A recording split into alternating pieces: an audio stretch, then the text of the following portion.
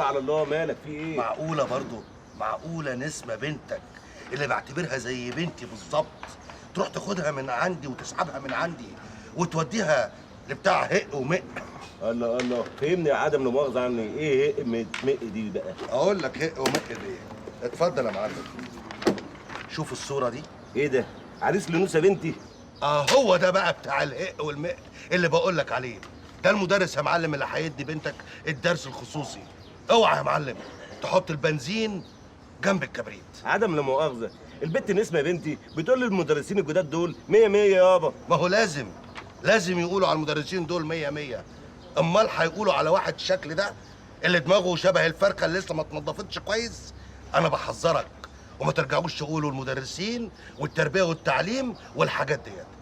ما تحطش البنزين جنب الكبريت. اللهم بلغت، اللهم فاشل يا معلم. السلام عليكم. وعليكم السلام يا استاذ. رص لي حجر يا معلم ده راس مالك دماغك. بعد ما كنت بادئ بباترينة لحمة راس وصلت المطعم كبير وجميل بالشكل ده، لازم تخلي بالك من ابنك اللي هيمسك مكانك الفلوس دي كلها. ابعته للراجل المناسب، أي المدرس المناسب. ما تبعتوش لمدرس قده في السن. المدرس ده هيعلمه ايه؟ هيعلمه فنون الفيديو كليب. هيعلمه ايه؟ هيعلمه ازاي يلبس البنطلون اللي ساقط لغاية ركبته ودرس عقله باين. ودي ابنك للمدرس الصح يا معلم. اللهم بلغت، اللهم فاشهد. عندك كباب ريحته حلوه قوي على فكره. صباح الخير يا دكتور مؤنس. صباح النور يا استاذ نصحي. اهلا اهلا. على فكره انا كنت واخد على خاطري منك قوي، ما كنتش ناوي ابدا اخش لك صيدليه بعد كده. ليه جالك دواء غلط ولا حاجه؟ لا مفيش دواء غلط، الغلط انت اللي عملته يا دكتور. ازاي تسحب بنتك من عندي اللي انا بديلها دروس وتروح توديها لمدرسين تانيين؟ ازاي بنتك اللي انت ناوي تطلعها دكتوره كبيره قد الدنيا مش هتطلع دكتوره بالطريقه دي؟ هتشتغل في الاخر في مصنع بطاطس. انت قلقتني كده. لازم اقلقك. ينفع يا دكتور مؤنس مريض يدخل عليك يطلب فيتامينات او مقويات تديله مهبطات؟ لا طبعا. المدرس الجديد ده مهبطات. سلام عليكم.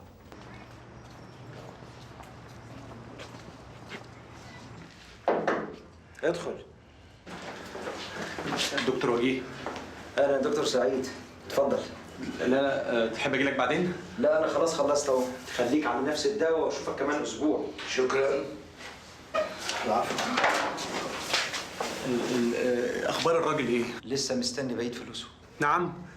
هو مفيش حد دفع له غير ولا ايه؟ في الحقيقه مفيش حد دفع تاني. مفيش؟ ليه يا وجيه؟ الحاله صعبه والازمه الاقتصاديه شايله السوق كله. احنا مالنا اصلا مال السوق؟ ازاي مالناش علاقه بالسوق؟ الدكاتره اللي داخلين معانا شركاء مش حاطين فلوسهم في السوق. اللي مشارك في ميكروباصات واللي مشارك في خلاط اسمنت واللي حاطط فلوسه في ثلاجه فاكهه، وكل واحد منهم ليه عليه. ولما بتقف في حته بيحصل بقى الشلل اللي بقول لك عليه. طب وبعدين؟ هتتحل. بس تعرف انت كل الناس بتشكرك انت بالذات. اشمعنى يعني؟ لان لولا فلوسك ما كناش ربطنا الراجل صاحب المكان. ايوه يا وجيه، بس الفلوس دي انا كنت بحطها في البنك وبيطلع لي قرشين كل شهر بيسندوني. دلوقتي انا سايبهم عنده وما بكسبش من وراهم اي حاجه. يا سيدي ولا يهمك، نحسب لك فوائدهم من ساعه ما الراجل خدهم منك ونضيفهم لك على نسبتك في راس المال. لا مش للدرجه دي يا وجيه، مش للدرجه دي. بس من فضلك تقول للناس يحاولوا يتصرفوا باي طريقه. قول يا رب. يا رب. ايه يا دكاتره؟ انتوا قاعدين تتسايروا هنا وسايبين العيانين بره؟ ده كان موضوع طب بتناقش فيه انا والدكتور سعيد. طبي؟ ابقى اتناقش فيه على قهوه يا دكتور. طب اتفضل انت وخليهم يدخلوا العيانين اللي بره. الطب قال. شفت؟ امتى ربنا يخلصنا منه بقى؟ راجل واطي.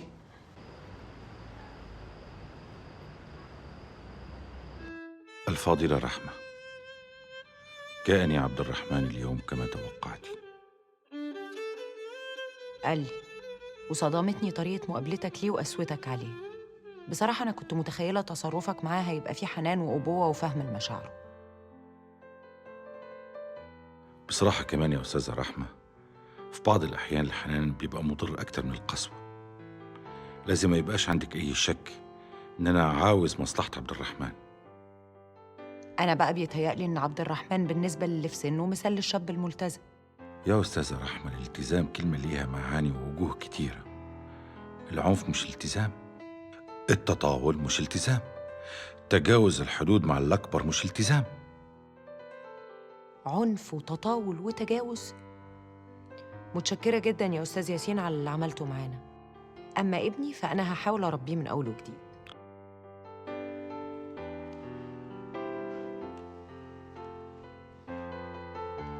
رحمة، أنا بتعامل مع عبد الرحمن بالظبط كأنه ابني.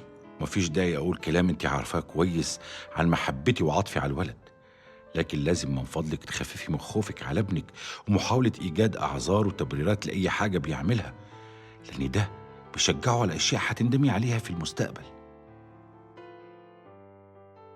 عموما أنا دلوقتي مرهقة وتعبانة ومش قادرة أتكلم أكتر من كده. السلام عليكم. وعليكم السلام. أنا هنتظر رسالتك الليلة، وأتمنى أن الاختلاف في الرأي لا يفسد للود قضية.